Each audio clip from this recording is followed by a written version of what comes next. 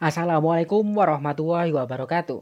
Di video kali ini mari kita pelajari bagaimana keterlibatan enhancer faktor transkripsi dan RNAi dalam peristiwa regulasi ekspresi gen pada eukariotik. Enhancer merupakan salah satu komponen di dalam sel kita yang berperan meregulasi ekspresi gen lainnya.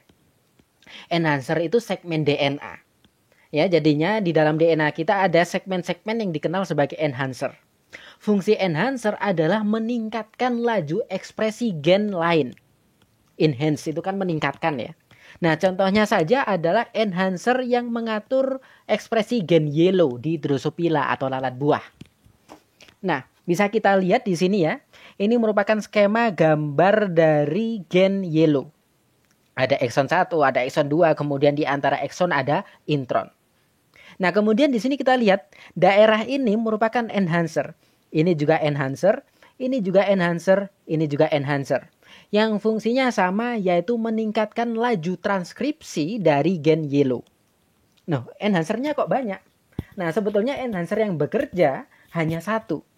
Namun, enhancer itu dikatakan spesifik jaringan.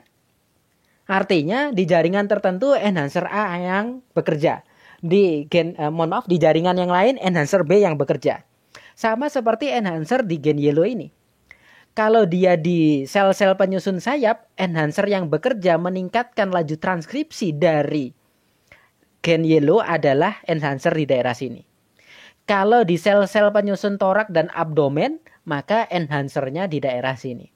Kalau dia berperan meningkatkan laju transkripsi gen yellow ketika si Drosophila masih larva dan bekerjanya di seluruh sel tubuh si larva, maka enhancer yang bekerja adalah di daerah sini. Dan kalau sel-sel yang, kalau gen yellow-nya ditingkatkan laju transkripsinya merupakan gen-gen yang ditemukan di sel-sel penyusun Bristol, tarsal, atau arista dari bagian tubuh Drosophila, maka enhancer yang bekerja adalah enhancer yang ditemukan di intron. Nah, di sini dapat kita lihat ternyata enhancer itu memiliki sifat yang menarik. Dia dikatakan independensi lokasi atau independensi lokasi. Artinya enhancer itu bisa ditemukan di sini, bisa ditemukan di sini ataupun bahkan di dalam gen tersebut. Beberapa gen lain bahkan enhancernya berada di downstream dari gen tersebut. Ya, jadinya enhancer dikatakan independensi lokasi. Dia bisa di upstream dari gen yang dia regulasi, bisa di downstreamnya ataupun bahkan di dalam gen itu. Selain independensi lokasi, dia juga dikatakan independensi orientasi. Maksudnya independensi orientasi itu arahnya. Misalkan di sini ada enhancer urutannya A, U, G, C, C, C. Kalau dipotong kemudian orientasinya dibalik menjadi C, C, G, U, A, A, dia masih bekerja menjadi enhancer. Dia masih mampu meningkatkan laju transkripsi dari gen yang dia atur. Jadinya dia dikatakan independensi orientasi. Meskipun orientasi atau arahnya dibalik, A, U, G, C, C dibalik menjadi C, C, G, G, U, A, A. Misalkan kita potong kemudian kita putar balik gitu ya, enhancernya masih bisa bekerja. Begitu. Kemudian enhancer pun juga bisa bekerja meskipun jaraknya sangat jauh, sampai ribuan basa jauhnya dari gen yang dia atur. Nah, ini kebetulan kan dia di dalam gen. Kebetulan juga di sini enhancernya digambarkan dekat dengan gen. Namun ada juga gen yang enhancernya jauh sekali dari gen yang dia atur. Nah, dari sini kita bisa mengatakan ada 3 karakteristik utama dari enhancer selain dia spesifik jaringan. Yang pertama dia independensi lokasi, kemudian yang kedua dia independensi orientasi, dan yang ketiga dia bisa mengatur atau meregulasi gen meskipun jaraknya sangat jauh. Lalu bagaimana caranya enhancer dapat meregulasi ekspresi gen yang lain, dapat meningkatkan laju ekspresi gen yang jaraknya jauh dari dirinya? Nah, mekanismenya dapat digambarkan semacam ini. Ini enhancer, kemudian ini gen yang dia atur. Kemudian ini promotor dari gen tersebut. Nah, kerja enhancer adalah enhancer ini akan bekerja ketika ada protein yang menempel di dirinya. Nah, ini protein aktivator ya. Dia harus menempel di enhancer tersebut. Kemudian DNA ini akan melengkung. Lalu dia akan mendekati promotor. Nah ini ya, melengkung, kemudian kompleks enhancer protein ini akan mendekati promotor. Nah, ketika posisinya seperti ini, akan mempermudah faktor transkripsi hingga polimerase untuk nempel di promotor. Jadinya dapat kita simpulkan, enhancer itu mempermudah penempelan polimerase di promotor dari gen yang dia atur. Begitu. Dan juga bisa kita katakan enhancer juga dapat memfasilitasi atau mempermudah penempelan faktor-faktor transkripsi di promotor dari gen yang diatur. Karena faktor transkripsinya menjadi terfasilitasi untuk menempel, maka polimerase pun juga akhirnya bisa menempel di promotor dari gen tersebut. Nah, selain enhancer, seperti yang saya singgung tadi, faktor transkripsi itu juga terlibat dalam peristiwa mekanisme regulasi ekspresi gen pada eukariot. Nah, kalau kita belajar faktor transkripsi itu ada dua macam. Faktor transkripsi dasar dan faktor transkripsi khusus. Nah, faktor-faktor transkripsi yang menempel di promotor yang dapat memancing kedatangan polimerase di promotor tersebut dikatakan sebagai faktor transkripsi dasar yang telah kita singgung di video transkripsi pada eukariot. Kemudian, faktor-faktor transkripsi yang menempel di enhancer, misalkan protein aktivator di gambar ini, dikatakan sebagai faktor transkripsi khusus. Dan seperti yang kita ketahui, faktor transkripsi itu sebetulnya protein. Dan kalau kita belajar protein itu bisa tersusun atas berbagai macam motif. Motif itu semacam sederhananya struktur khusus dari rantai polipeptida yang menyusun protein. Nah, ini ada berbagai macam ya. Ada motif Zinc-Finger, kemudian helix, turn helix motif, dan sebagainya. Nah, komposisi dari keberadaan motif-motif ini di dalam sel itu juga dapat mengatur mekanisme regulasi ekspresi gen tertentu. Misalkan saja, gen A itu baru bisa ditranskripsikan kalau dia ketempelan faktor transkripsi yang tersusun atas Zinc-Finger motif. Nah, ketika sel tersebut memiliki komposisi Zinc-Finger motifnya rendah, maka transkripsi dari gen A tadi rendah. Ketika sel lain gen A-nya laju transkripsinya tinggi, maka kandungan Zinc-Finger motif di sel tersebut juga tinggi.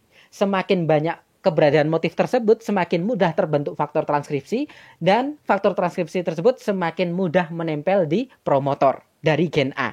Ketika promotor sudah mudah ketempelan faktor transkripsi tersebut, maka gen A tersebut laju transkripsinya semakin tinggi. Nah, ini contoh-contoh mekanisme regulasi ekspresi gen di level transkripsi. Nah, ternyata mekanisme regulasi ekspresi gen di eukariot tidak hanya diatur di level transkripsi. Setelah transkripsi pun terjadi juga mekanisme regulasi ekspresi gen. Artinya meskipun DNA-nya sudah ditranskripsikan, hasil transkripsi ini juga bisa diatur. Apakah bisa lanjut ke translasi atau ditekan peristiwa translasinya. Nah, salah satu komponen yang terlibat dalam mekanisme regulasi ekspresi gen di level pasca transkripsi adalah RNAi, RNA interference. RNA yang dapat menempel di mRNA tertentu sehingga mRNA tersebut tidak lanjut ke peristiwa translasi. Nah, RNAi itu berasal dari ini. Molekul RNA double unting ganda ya, unting ganda yang ukurannya besar. Jadinya RNAi itu tersusun atau berasal dari ini. Dia berasal dari molekul RNA unting ganda yang ukurannya besar alias panjang. Kemudian RNA unting ganda yang ukurannya panjang ini kemudian dipotong kecil-kecil oleh enzim yang dikenal sebagai diser. Nah, diser ini memotong molekul besar ini menjadi kecil-kecil. Nah, setelah molekul RNA unting ganda yang panjang ini dipotong menjadi kecil-kecil, unting ganda yang ukurannya lebih kecil ini dapat ketempelan oleh protein khusus yang dikenal sebagai ribonukleoprotein ini. Nah, setelah RNA pendek ini ketempelan ribonukleoprotein ini, RNA yang awalnya unting ganda akan dijadikan unting tunggal seperti ini. Jadinya dilepas pasangan komplementernya. Nah, bentukan seperti ini dikenal sebagai RISC, RNA Induced Silencing Complex. yang tersusun atas protein dan unting RNA tunggal. Nah, setelah terbentuk semacam ini, RNA ini sudah dapat bekerja sebagai RNAi. Dia akan menempel di mRNA targetnya. Nah, ketika menempel di mRNA targetnya ada dua kemungkinan. Penempelannya sempurna, yang kemungkinan pertama. Maksudnya sempurna itu basa pertama dari dirinya sampai basa terakhir dapat menempel sempurna dengan basa-basa mRNA targetnya. Kemungkinan kedua, hanya beberapa basa yang sempurna tempelannya, sedangkan sebagiannya tidak komplement. Sebagian basa lainnya tidak dapat menempel di mRNA targetnya, sehingga membentuk semacam lengkungan seperti ini. Nah, ketika dia menempel sempurna semacam ini, dia akan bertindak sebagai siRNA. Small interfering RNA, disingkat sebagai siRNA. Nah, ketika terbentuk siRNA semacam ini, maka mRNA yang ketempelan dirinya akan didegradasi, akan dipotong-potong. Namun, kalau pemasangannya tidak sempurna semacam ini, dia dikatakan membentuk miRNA atau mikroRNA. Nah, ketika mRNA ketempelan mikroRNA, maka mRNA ini tidak dapat lanjut untuk translasi. Karena keberadaan miRNA akan mengganggu ribosom untuk menempel di mRNA ini. Dengan demikian, baik dalam bentuk siRNA maupun miRNA, keberadaan RNAi ini akan menghambat ataupun bahkan menekan peristiwa translasi dari mRNA ini. Nah, sekarang yang menjadi pertanyaan adalah, RNAi ini berasal dari mana? Tadi dikatakan RNAi, baik siRNA maupun miRNA berasal dari molekul RNA unting ganda yang panjang. Kita tahu di sitoplasma itu RNA itu selalu unting tunggal. Nah, ini kok ada unting ganda? Nah, setelah dipelajari ilmuwan, ternyata kebanyakan RNAi itu berasal dari gen MIR. Ini ya, MIR. Gen MIR ini akan ditranskripsikan menjadi RNA unting tunggal. Namun ternyata ada beberapa daerah yang komplement bahasanya. Ini awalnya unting tunggal, kemudian di daerah sini dan daerah sini itu DNA-nya RNA-nya bahasa-bahasanya komplement. Karena komplement, maka RNA unting tunggal tadi bisa melekuk membentuk loop dan stem seperti ini. Ya. Jadinya dia awalnya kayak tali gitu ya. Karena ada dua daerah yang bahasanya saling komplementer, dia bisa melekuk kemudian membentuk unting ganda di daerah sini. Nah, kemudian ada enzim lain yang akan memotong daerah loop ini sehingga membentuk RNA unting ganda tanpa loop ini. Nah, terbentuklah hal seperti ini, bentuk seperti ini. Kemudian nanti dia akan ketempelan di ser dan dipotong kecil-kecil dan akan melewati proses-proses yang telah saya jelaskan tadi. Jadinya begitu ya, RNA unting ganda ini berasal dari RNA unting tunggal yang melekuk. Nah, selain berasal dari gen-gen MIR, ternyata RNA unting ganda yang nanti akhirnya menjadi RNAi itu juga berasal dari RNA virus atau elemen transposable. Jadinya sel dari beberapa makhluk hidup itu ketika kemasukan RNA asing, nah RNA asing ini bisa dijadikan unting ganda. Misalkan sel tanaman terinfeksi virus. Nah, virus itu kan biasanya punya DNA atau RNA. Nah, ketika RNA ini hadir di sitoplasma, maka sel itu menyadari, oh ini kok ada RNA asing. Nah, RNA asing ini kemudian nanti akan ketempelan enzim RDRP, RNA Dependent RNA Polymerase.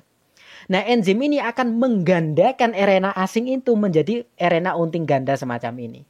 Nah, kemudian RNA unting ganda semacam ini akan ketemu dengan diser ini, dipotong kecil-kecil dan membentuk RNAi lagi. Dan RNAi tersebut akan menempel ke RNA milik virus tadi. Sehingga RNA virus tidak lanjut ke proses translasi. Oke, demikian penjelasan saya terkait bagaimana keterlibatan enhancer, faktor transkripsi, dan RNAi dalam mekanisme regulasi ekspresi gen pada eukariot. Pada video selanjutnya, mari kita pelajari bagaimana kromatin remodeling dan aktivasi dan inaktivasi kromosom X pada eukariot. Assalamualaikum warahmatullahi wabarakatuh.